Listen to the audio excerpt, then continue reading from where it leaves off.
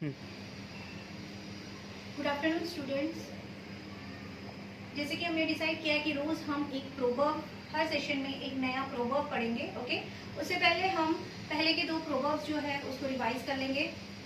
First हमने proverb पढ़ा था कि जैसा कर्म करोगे वैसा ही फल मिलेगा। ओके, उसका प्रोवर्ब का हमने इंग्लिश में देखा था कि as you sow so shall you reap, जैसा बोओगे वैसा ही काटोगे, या जैसा कर्म करोगे वैसा ही फल मिलेगा। एज यू सो, उसमें हमने वर्ड पढ़ा था सो और रीप। ओके, सो मीन्स बोना और रीप मीन्स काटना। ओके, उसके बाद हमने सेकेंड प्रोवर्ब जो पढ़ा था कि कर्म करो और फल की इच्छा मत करो, नेकी कर दरिया में डाल। क्या है?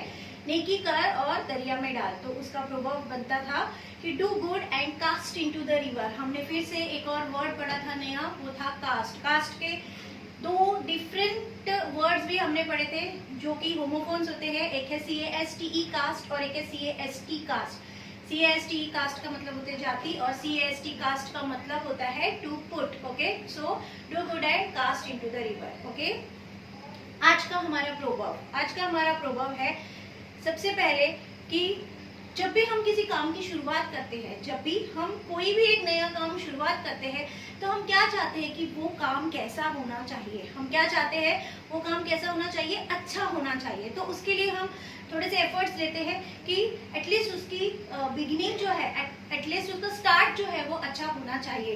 तो स्टार्ट अच्छा करने के लिए बहुत सारे इंडियन संस्कृति के हिसाब से हम पूजा हवन वगैरह करवाते हैं ताकि उसका जो स्टार्टिंग है वो अच्छा होना चाहिए। क्यों अच्छा होना चाहिए? किसी भी काम की शुरुआत हम क्यों चाहते हैं कि अच्छी होनी चाहिए, बात का बाद में देखेंगे, लेकिन शुरुआत तो अच्छी ही होनी चाहिए। ऐसा हम क्यों चाहते हैं? ऐसा हम इसलिए चाहते हैं क्योंकि किसी भी काम की जब शुरुआत अच्छी होती है तो आधा काम हो जाता है, ऐसा माना जाता है। फॉर एग्जाम्पल कि हम एक एरिया ढूंढ रहे हैं, हम एक जगह ढूंढ रहे हैं जहाँ पर हमको एक हमारी दुकान, शॉप जो है वो स्टार्ट करनी है। तो सबसे पहले अच्छा काम क्या है कि किसी भी एक ऐसे एरिया में हमको दुकान मिल जाए जहाँ पर उसकी नीड हो। अगर उस एरिया में हमको वो दुकान मिल जाती है, देखो हम सोचते वक्त ऐसा सोचते हैं कि अरे यार वो एरिया में अगर दुकान मिल जाए तो कितना अच्छा हो, फिर तो हमारा काम चल ही जाएगा। ओके, तो ये बिगिनिंग है कि उस एरिया में एक अच्छी दुकान अगर हमको मिल जाए तो बिगिनिंग अच्छी हो जाती है। तो बाकी तो क्योंकि हम बोल रहे हैं कि अगर स्टार्ट अच्छा है, अगर वो एरिया में दुकान मिल गई फिर तो चलनी ही चलनी है। इसका मतलब है कि किसी भी काम की शुरुआत जो है वो अच्छी होनी चाहिए। अगर किसी भी काम की शुरुआत अच्छी होती है इसका मतलब है कि आधा काम हो गया है। ओके, तो शुरुआत के लिए हम यूज करते हैं बिगिन। ओके, प्रोवर्ब्स की बात करेंगे। प्रोवर्ब्स में 95% प्रोवर्ब्स जो होते हैं उसके अंदर वर्ब का फॉर्म जो यूज होता है वो V5 यूज होता है, S लगा होता है। बिकॉज प्रोवर्ब्स में हम एक सिंगल पर्सन के बारे में या एक सिंगल थिंग के बारे में, एक सिंगल मैटर के बारे में बात करते हैं। तो 95% जो प्रोवर्ब्स होते हैं उसका वर्ब का फॉर्म जो होता है वो होता है V5। ओके, बट 5% प्रोवर्ब्स ऐसे होते हैं जिसमें वर्ब का फॉर्म जो होता है वो होता है V3। कौन सा होता है? V3। हम उसके लिए डिटेल में पढ़ेंगे, वर्ब्स के फॉर्म्स वगैरह किस टाइप से बनते हैं वो भी देखेंगे। पर फिलहाल हम ये देखते हैं कि आज का जो प्रोवर्ब, इससे पहले के दो हमने जो प्रोवर्ब्स देखे हैं उसमें V1 या V5 यूज किया है। ओके, लेकिन आज का जो प्रोवर्ब है उसमें जो वर्ब का फॉर्म यूज किया है वो V3 यूज किया है। बिगिन जो है उसका V1 है, बिगैन V2 है और बिगन V3 है। तो क्योंकि काम की शुरुआत हो चुकी है, that's why we are here using V3 form, that means past participle form in this proverb. So आज का प्रोवर्ब बनता है well begun is half done. क्योंकि किसी भी काम की शुरुआत अच्छी होती है तो आधा काम हो जाता है और आधा काम मतलब हाफ। ओके, और done. So the proverb is well begun is half done. Okay, so students, हमने इससे पहले जो टॉपिक किए हैं they were noun, pronoun, adjective, adverb, verb, adverb. Okay, so हम आज जो एक और अच्छा डिटेल में रिलेटेड टू, मैं चाहती हूँ कि अभी नाउन, मैंने आपको बोला है कि नाउन जो है, नाउन का एक ही सेंटेंस हमको प्रेजेंट में, एक सेंटेंस हमको पास्ट में और एक ही फ्यूचर में पढ़ना सीखना है।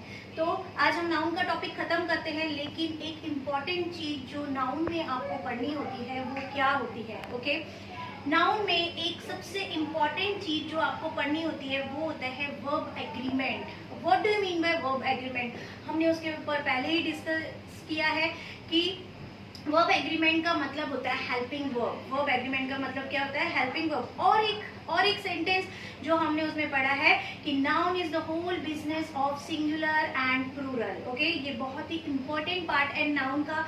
जब भी आपको नाउन का कोई भी सेंटेंस या कोई भी सेशन सॉल्व करना है तो you must know whether the noun is singular और प्लूरल। अब आप बोलोगे कि ऐसा तो हमको पता है कि नाउन जो है वो सिंगुलर है कि प्लूरल है, उसको अगर उसमें एस लगा है तो वो प्लूरल है, एस नहीं लगा है तो सिंगुलर है। नहीं, ऐसा नहीं है। ऐसे सिर्फ कुछ ही वर्ब्स होते हैं, कुछ ही नाउन्स होते हैं जो आपको पता चलता है एस, जिसमें एस लगता है तो वो प्लूरल होते हैं और एस नहीं लगता है तो वो सिंगुलर होते हैं। आज हम बहुत ही इंपॉर्टेंट सेशन जो नाउन का पढ़ने वाले हैं रिलेटेड टू वर्ब एग्रीमेंट, वो है कि नाउन के आगे वर्ब एग्रीमेंट क्या लगता है। ओके, सबसे पहले तो हम देखेंगे प्रेजेंट, पास्ट और फ्यूचर। वर्ब एग्रीमेंट का मतलब होता है, हमने देखा कि नाउन के फॉर्म्स नहीं होते हैं।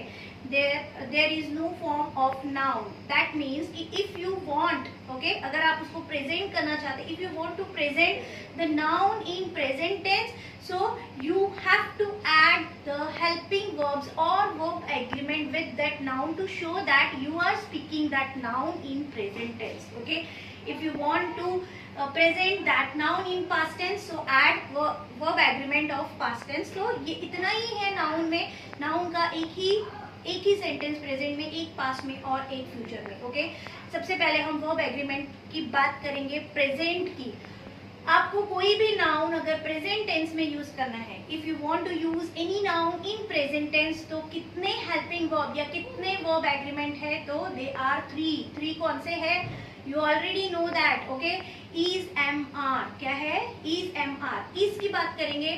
इज जो हेल्पिंग वर्ब है, इज जो वर्ब एग्रीमेंट है, उसके सब्जेक्ट क्या है? उसके सब्जेक्ट यू नो, सब्जेक्ट का मतलब होता है जिस चीज के बारे में सेंटेंस में जो भी पर्टिकुलर व्यक्ति या थिंग के बारे में हम बात करते हैं, किसके बारे में हम बात कर रहे हैं, they are called subjects. Okay, तो इन टोटल कितने सब्जेक्ट्स है जो कि हम जिसके ऊपर वर्क करते हैं? तो 8 सब्जेक्ट्स है। कौन से एक बार थोड़ा रिवाइज कर लेंगे।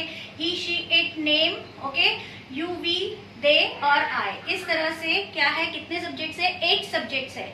इन्हीं 8 सब्जेक्ट्स के ऊपर हम हर सेंटेंस, कोई भी सेंटेंस जो होता है वो इनमें से एक सब्जेक्ट के बारे में होता है। हम या तो ही के बारे में बात करते हैं, या शी के बारे में बात करें, या इट के बारे में बात करते हैं, या फिर हम सब यानी कि वी के बारे में बात करते हैं, वे सब यानी कि दे के बारे में बात करते हैं, या मैं अपने बारे में बात करूंगी कि आई। ओके, या फिर हम पर्टिकुलर एक नाम लेके किसी के बारे में बात करते हैं। अब नाम जो होते हैं, नाम, ओके, नाम एक है तो सिंगुलर, नाम 2 है तो प्लूरल। ओके, बट इससे रिलेटेड हमको जो चीज सीखनी है वो है verb agreement. The most important part two right the correct sentence of noun is verb agreement. Okay, अब हम प्रेजेंट टेंस की बात करेंगे। प्रेजेंट टेंस में 3 हेल्पिंग वर्ब्स है या फिर वर्ब एग्रीमेंट है, वो है इज, एम, आर। ओके, पहले हम इज की बात करेंगे। इज कौन से सब्जेक्ट्स के साथ लगता है? बार बार रिवाइज कीजिए कि टोटल 8 सब्जेक्ट्स होते हैं। उन 8 सब्जेक्ट में से इज जो होता है वो लगता है ही, शी, इट और नेम के साथ। प्रेजेंट की बात हो रही है, प्रेजेंट में जो वर्ब एग्रीमेंट है ही, शी, इट और नेम का, वो इज है। ओके, सेकेंड है एम। एम जो लगता है वो एक ही सब्जेक्ट के साथ लगता है, आई के साथ। ओके, आई के साथ एम लगता है। और बचे हुए यू, वी, दे, ओके, बचे हुए यू, वी, दे जो होते हैं उनके साथ प्रेजेंट में लगता है आर। प्रेजेंट में क्या लगता है? आर। तो is, am, are. Okay, present के जो वर्ब एग्रीमेंट है is, am, are. Is, he, she, it, name, okay, am I के साथ और आर लगता है यू, वी, दे के साथ। अब थोड़ा सा कंफ्यूजन हमको हो जाता है यू का। ओके, जैसे कि अगर एक है, अगर हम एक सिंगुलर के बारे में बात कर रहे हैं तो भी हम यू बोल सकते हैं, और बहुत सारे लोग हैं तो भी हम बोल सकते हैं यू ऑल। ओके, तो फिर आपका क्वेश्चन आता है कि उसके साथ प्लूरल ही क्यों लगता है? क्योंकि ऐसा मान के चलिए कि यू हमेशा प्लूरल फॉर्म में ही लगता है, whether we are using it in present tense और पास्ट टेंस। पास्ट टेंस में भी उसका वर्ब एग्रीमेंट प्लूरल ही होगा, प्रेजेंट में भी उसका वर्ब एग्रीमेंट प्लूरल ही होगा। यानी कि आप ऐसा भी डिसाइड कर सकते हैं कि हमको यू को हमेशा प्लूरल समझना है। ओके, यू हमेशा प्लूरल, उसके साथ verb agreement present, past, future सब में किसके साथ लगेगा? प्लूरल वर्ब एग्रीमेंट के साथ लगेगा यू। ओके, उसको सिंगल डिनोट नहीं कहते, उसको प्लूरल ही मानते हैं।